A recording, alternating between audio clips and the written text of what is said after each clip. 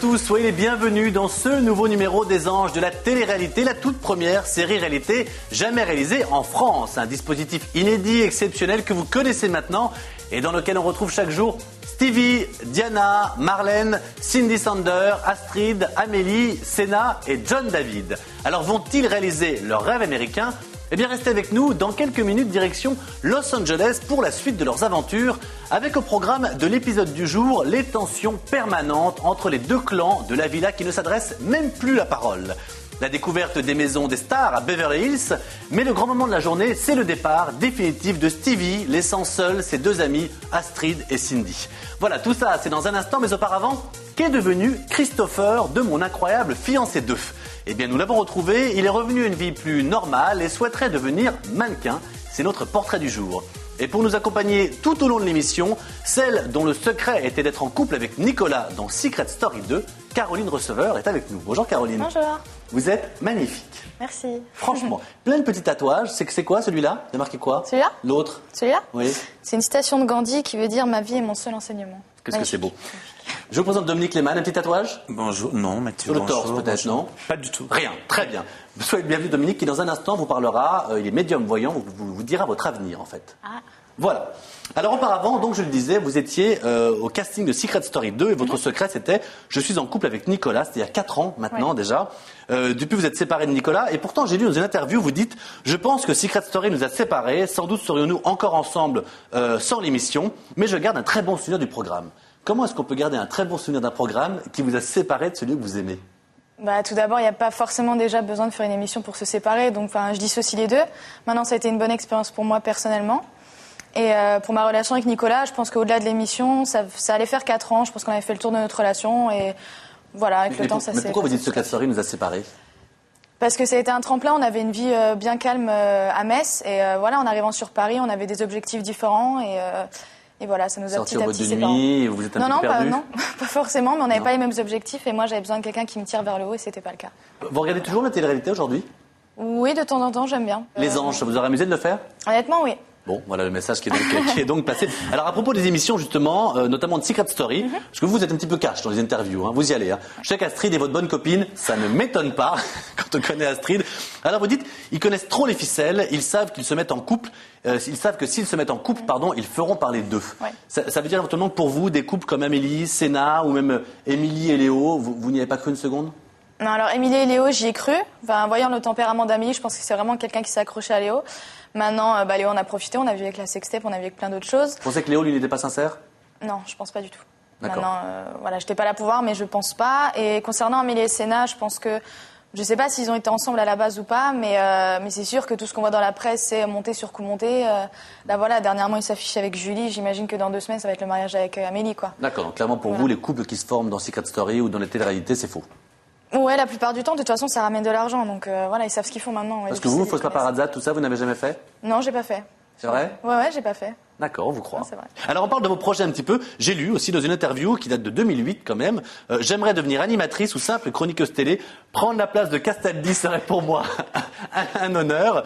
Alors vous en avez tout de ce côté. C'était un beau projet, mais j'ai l'impression qu'il ne s'est pas tellement concrétisé. Ou prendre votre place à vous, on verra quoi. Merci beaucoup. Mais quelle peste. Je t'attends. Bien. Mais voilà, chroniqueuse, c'est quelque chose qui me plairait bien. Maintenant, voilà, j'ai mes preuves à faire et je continue à faire mon petit chemin petit à petit. Voilà. Peut-être un jour, à la place de Dominique, peut-être, je ne sais pas. À ma place, oui, à moins qu'elle maîtrise un jeu de cartes. Ah, c'est vrai, vous avez raison. Accrochez votre siège, vous aussi. Non, moi, ça va. Et je crois que vous aviez aussi des envies de cinéma, de théâtre, c'est ça ? Vous avez beaucoup d'envies, mais est-ce que vous y allez un petit peu ? Pour être honnête, c'est vrai qu'on a plein d'envies quand on sort d'une télé-réalité. Maintenant, voilà, le problème, c'est que quand on sort d'une télé-réalité, on est beaucoup moins crédible. Donc moi, je me vois mal dans une pièce de théâtre ou dans un téléfilm dès demain, alors que j'ai l'étiquette de Secret Story. Donc voilà, maintenant, moi, je laisse un peu le mannequinat de côté. Je pense que j'ai fait mon temps et c'est vraiment dans l'animation que je me dirige. Non, j'ai commencé à 17 ans, j'en ai 23. Oui, j'ai fait mon temps, horrible. Non, mais concrètement, en France, c'est devenu de plus en plus difficile, surtout quand on n'est pas très grande comme moi. Et voilà. Mais quand vous dites je vais faire éventuellement du cinéma, du théâtre, de la télévision, est-ce qu'on ne pourrait pas être un peu honnête et résumer ça voilà, j'ai pris goût à la lumière et je veux rester dans la lumière, tout simplement. Non, c'est pas ça. C'est vraiment, je suis quelqu'un d'assez spontané. J'aime bien jouer la comédie. Enfin, avec Astrid, on s'est très bien entendu parce qu'on a un tempérament où on aime bien mettre l'ambiance. Et voilà, il y a Leslie qui disait ça il y a pas longtemps que. Voilà, vous citez du Leslie, ouais. ça fait un grand moment là. Accrochons-nous, allez-y. Non, mais elle disait tout simplement que des fois on est avec pas un don, on va dire, mais quelqu'un qui chante, quelqu'un qui sait jouer la comédie, c'est quelque chose qu'il a depuis tout petit. On peut être très nul, on peut être très mauvais chanteur et ne jamais devenir bon chanteur en prenant des cours. Donc voilà. C'est du Leslie, je sais, mais des fois, elle a pas tort. Hein. Elle a pas tort.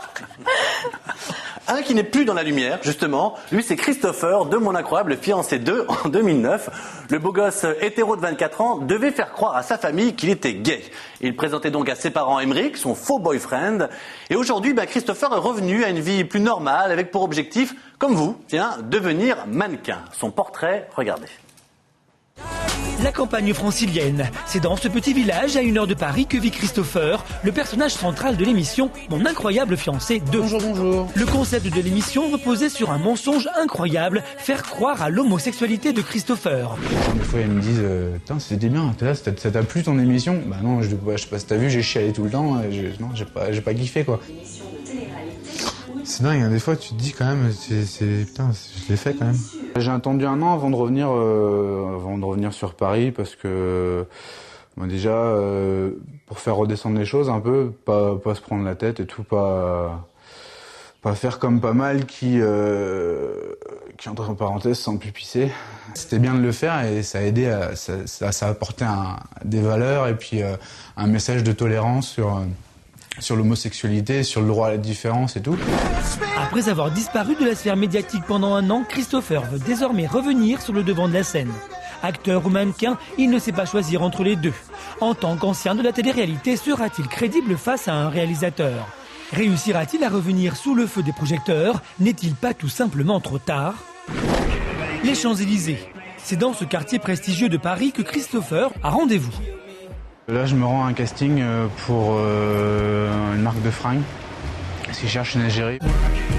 En quittant Paris pendant 1 an, Christopher s'est éloigné des studios photos et des plateaux de télévision. Sa dernière expérience, c'est dans l'émission de télé-réalité qu'il l'a eue.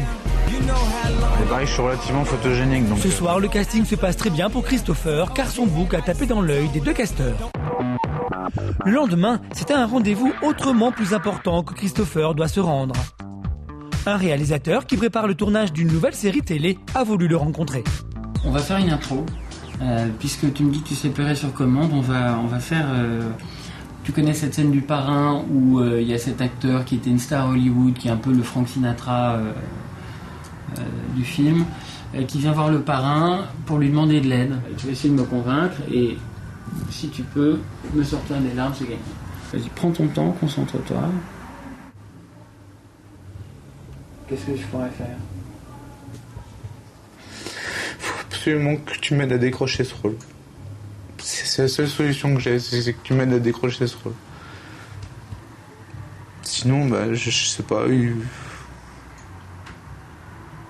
Je sais pas comment faire. Les larmes ont coulé et le pari est réussi pour Christopher. Malheureusement, le réalisateur émet des réserves quant à sa présence dans la série télé.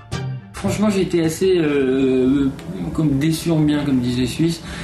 Si je peux donner un conseil, c'est vraiment de peut-être prendre des cours de théâtre.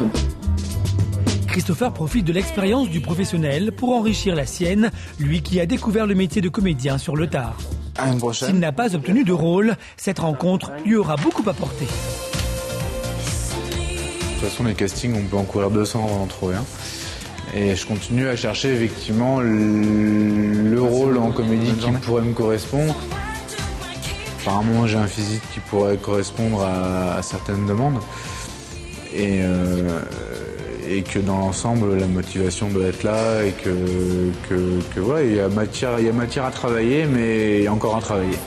Il lui reste encore du chemin à parcourir pour pouvoir devenir comédien. Mais le monde du showbiz ne lui tourne pas le dos, car depuis quelques semaines, il est devenu régisseur dans le plus célèbre cabaret parisien. Comme il l'a dit lui-même, sa place est peut-être derrière la caméra. Voilà donc pour le portrait de Christopher, à qui on souhaite évidemment longue route et bonne chance pour la suite. C'est maintenant l'heure de connaître votre avenir. De quoi est-il fait? Je vous proposais d'aller rejoindre Dominique. Dominique, pour les fans, et on sait qu'ils sont nombreux, qu'on retrouvera à partir de mercredi, donc demain, au salon Parapsy, c'est porte de Champéret. Exactement. Voilà, je rencontrerai les téléspectateurs et autres qui viendront me voir pour promotionner un peu mon livre et puis pour faire des consultations également. Eh bien super, et aujourd'hui la consultation, c'est pour vous. Je vais vous demander de mélanger les cartes. Voilà, c'est parfait. Alors vous allez me faire une coupe. Elle a l'air de savoir comment ça fonctionne quand même, hein? Disons qu'elle sait couper les cartes, c'est bien. C'est ça. Alors là, on a la fin et le recueillement. Donc on dit c'est la fin du calme. Ça veut dire qu'il y a une renaissance. Il y a des choses qui vont s'installer dans, je vais dire, dans les mois et les 2 années qui viennent. Hein. Tant mieux. Alors, on va en prendre 5. Elle me fait ça en plus super bien. Ouh, très mauvais ça. Ouh là là là là. Mais non, pas du tout. Il y a un homme qui va beaucoup compter pour elle dans son travail et qui va l'appuyer sur beaucoup de choses. Alors, là, tout à l'heure, vous disiez, vous voulez arrêter un petit peu tout ce qui est oui, ces choses-là. C'est pas encore complètement le moment. Il y a encore des choses à y faire, notamment dans tout ce qui est les cosmétiques et ces choses-là. Par contre, on me parle d'autres domaines, notamment le feu, l'homme et l'amitié. Bon, si j'explique tout, ça va pas aller, mais enfin, pour moi, ça donne d'autres domaines. J'ai tout ce qui est le solide, donc tout ce qui pourrait être la déco et ces choses-là. Est-ce que c'est des choses que vous aimez ou ça la fait rire en tout cas? C'est bien, Damido, plus joli. Ouais, c'est ça, je pensais la remplacer aussi. Donc ça Voilà, tombe bien. vous pouvez remplacer tout le monde. Vous, moi, Castaldi, Damido. C'est ça, voilà. Donc, si vous voulez, pourquoi pas la déco? Et là, on peut parler d'émissions, mais pas forcément à la Damido, comme vous disiez, mais il pourrait y avoir quelque chose dans ce sens-là. J'aime beaucoup la déco. Il y a pas mal de belles choses. Moi, je vais en prendre une pour vous. Et je vous sors la fortune. Donc, vous allez gagner des sous. Tant mieux. Ah, on va être amis. C'est plutôt une bonne chose. Un dernier mot, Dominique, sur l'amour, quand même. C'est ça l'essentiel. Vous nous parlez d'argent. Ouais, mais là, j'ai pas trop envie d'en parler. Puis, je pense qu'elle est pas d'accord, peut-être pour que j'en parle de trop, mais enfin.